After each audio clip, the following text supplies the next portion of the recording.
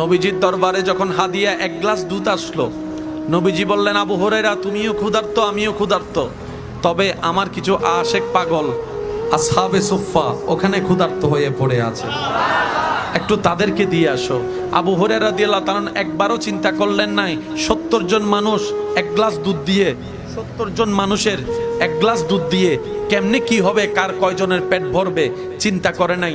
নবী হুকুম দিতে দেরি, আবু হুরায়রা রাদিয়াল্লাহু তাআলা যাইতে দেরি করে নাই, যাইতে দেরি করে নাই।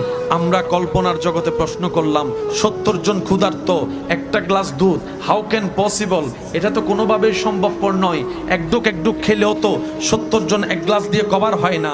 আবু হুরায়রা রাদিয়াল্লাহু তাআলা বলেন, আমি সেদিকে তাকাচ্ছি না যেদিকে তোমরা তাকাচ্ছ, আমি আবু হুরায়রা তাকাচ্ছি আমার নবীর হুকুমের দিকে, আমার নবীর আদেশের দিকে।